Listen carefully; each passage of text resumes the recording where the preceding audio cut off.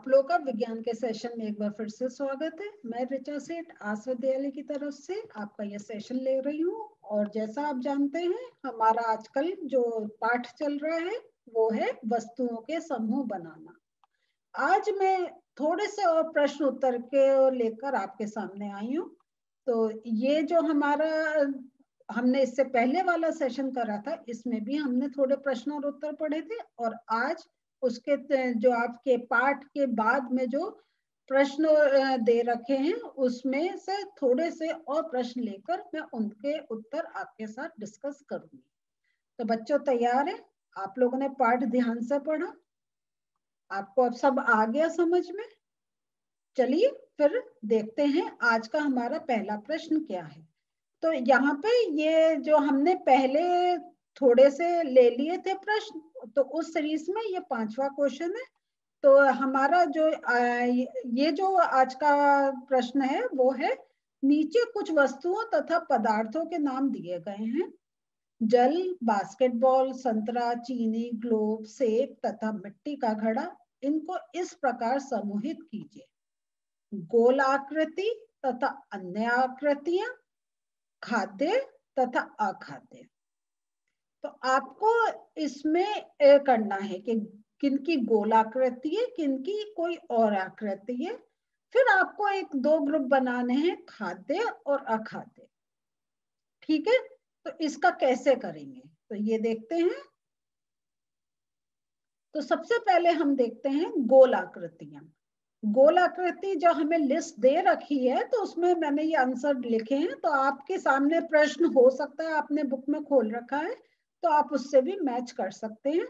तो गोल आकृति में जो हमें लिस्ट मिली थी उसमें था बास्केटबॉल, संतरा, ग्लोब, ग्लोब जो हमारा पृथ्वी का एक बना होता है ना, ग्लोब, सेब और मिट्टी का घड़ा। ये सब गोल के आ गए। अन्य आकृति में आ जाएंगे आपके पानी और चीनी, क्योंकि इनकी कोई आकृति नहीं है। चीनी की हम बोल सकते हैं? नहीं है। और पानी ये तो एक द्रव है, तो इसकी तो ये तो हमने पढ़ा है कि ये किसकी आकृति ले लेता है, मालूम है आपको? बिल्कुल ठीक सोच रहे हैं, जिस बर्तन में होगा उसकी आकृति ले लेगा।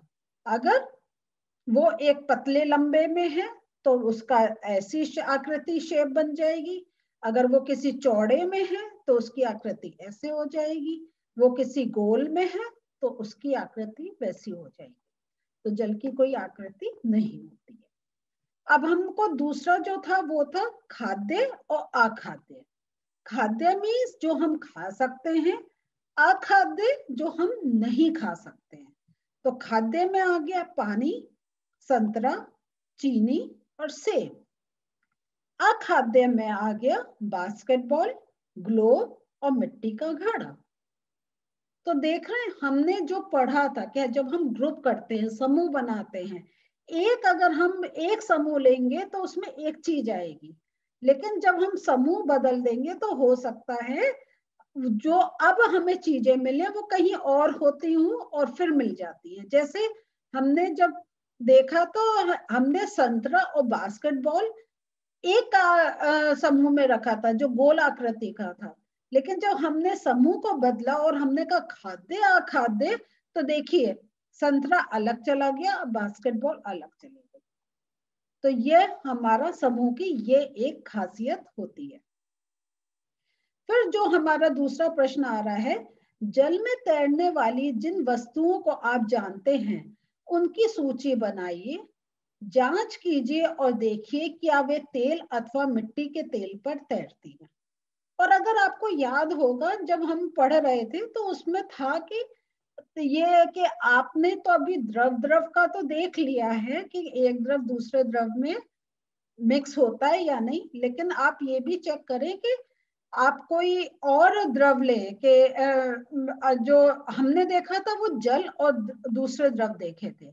और एक मैंने आपको कहा था कि आप ये भी चेक करें कि आप जल नहीं लीजिए, एक द्रव और दूसरा द्रव। जैसे आपने कोई एक तेल लिया और फिर आपने नींबू लिया, फिर उसको मिला के देखें वो कि विलय है नहीं है। तो उसके ऊपर ये प्रश्न है। तो इसका आपने एक एक्सपेरिमेंट करा होगा तो बहुत अच्छी बात, लेकिन मैं उत्तर बता रही हूँ। लकड़ी, टुकड़ा, कागज, गुब्बारा, गेंद, प्लास्टिक की बोतल, नाव आदि पानी पर तैरेंगी। ये सब चीजें पानी पर तैरेंगी। और लेकिन कुछ जैसे गेंद, गुब्बारा मिट्टी के तेल या तेल पर तैर सकते हैं। तो इसमें जो हमने ये देखा, जितनी चीजें पानी में तैर सकती हैं, जरूरी नहीं है वो तेल पर तैरे, लेकिन इनमें से कुछ चीजें तैर सकती हैं, जैसे गेंद, गुब्बारा या ये सब जो चीजें हैं ये मिट्टी के तेल पे या किसी और तेल पर भी वो तैर सकती हैं। ठीक है। अब कुछ प्रकार की लकड़ियां तेल की तुलना में अधिक भारी होती हैं, लेकिन पानी से वो हल्की होती हैं, इसलिए ये पानी पर तैरती हैं लेकिन मिट्टी के तेल पर नहीं तैरती। तो यहाँ पर हम आपको ये जो थोड़ा सा मैं यहाँ समझाना चाहूंगी कि लकड़ी कोई चीज भी जो पानी पे हम कहते हैं तैरती है, इसका मतलब होता है कि वो पानी से हल्की होती है। लेकिन जब अगर हम तेल से उसको कंपेयर करते हैं, हो सकता है वो तेल के अगर हम तेल का एक देखें और उस जो लकड़ी है उसको देखें, तो लकड़ी तेल से हो सकता है भारी हो। तो जब कोई चीज भारी होती है वो नीचे डूबती है और हल्की होती है तो तैरती है। तो अगर कि जिस तेल को कोई भी, अब तेल तो हमारे कितने प्रकार के हैं, हमारा खाने में हम सनफ्लावर लेते हैं, हम मकई का तेल लेते हैं, हम और ये मूंगफली का तेल लेते हैं, या हम सरसों के तेल की बात कर सकते हैं। तो तेल विभिन्न प्रकार के हैं। अब ये देखना होता है कि उस तेल और लकड़ी का क्या एक वेट का है, तो तब हम फिर डिसाइड कर पाएंगे कि लकड़ी का क्या होगा। लेकिन मिट्टी का तेल की अगर बात कर रहे हैं तो मिट्टी के तेल पर लकड़ी नहीं तैर पाती है क्योंकि वो उससे भारी होती है। तो ये बात आपके ध्यान रखने की है। आगे का दूसरा प्रश्न देखते हैं। निम्नलिखित समूह में मेल न खाने वाला ज्ञात कीजिए, जैसे कुर्सी, पलंग, मेज, बच्चा, अलमारी। तो ये आपके हैं, तो मैं सीधे आंसर पे जा रही हूँ और उसमें बताते जाएंगे कि क्या मेल खा रहा है और क्या मेल नहीं खा रहा। तो हमने जब पहला हमारा आ रहा है कुर्सी, पलंग, मेज, बच्चा, अलमारी। अब इसमें क्या है, मेल क्या नहीं खा रहा है, बच्चा, क्योंकि ये बच्चा क्या है, ये जीव है, और बाकी सब जो चीजें हैं वो निर्जीव वस्तु है। तो आपके ये बहुत बढ़िया क्वेश्चंस होते हैं, इनको आप थोड़ा सा अगर आपको ने चैप्टर समझ लिया तो आपको आंसर देना आसान हो जाएगा। गुलाब, चमेली, नाव, गेंदा, कमल। तो इसमें क्या आ रहा है, नाव आएगा जो मेल नहीं खा रहा है। प्रश्न का ध्यान है, जो मेल नहीं खा रहा है। तो नाव, क्योंकि बाकी सब फूलों के नाम है, गुलाब, चमेली, गेंदा, कमल, ये सब फूलों के नाम है। तो आंसर हो जाएगा, आपका उत्तर हो जाएगा नाव। फिर एल्युमिनियम, आयरन, तांबा, चांदी, रेत। एकदम पहचाने, रेत, क्योंकि और सब क्या है, एल्युमिनियम, आयरन, तांबा, चांदी, ये सब धातुएं हैं। चीनी, नमक, रेत, कॉपर, सल्फेट। इसमें क्या एक आपका कहें क्या मेल नहीं खा रहा है, इंग्लिश में हम इसे कहते हैं ऑड वन आउट। तो यह हो गया रेत। बाकी सबका क्या है, अब देखिए इसका, क्योंकि शेड सभी क्रिस्टल रूप में है, इसके अतिरिक्त रेत को छोड़कर सभी पानी में घुलनशील है। तो ये क्रिस्टल रूप, ये एक एक्स्ट्रा मैंने आपको बता दिया, लेकिन आप इसको ये भी कह सकते हैं चीनी, नमक और कॉपर सल्फेट। ये एक केमिकल होता है, और कॉपर सल्फेट ये हम जब टेस्ट करते हैं तब हमने इसके बारे में बात करी थी।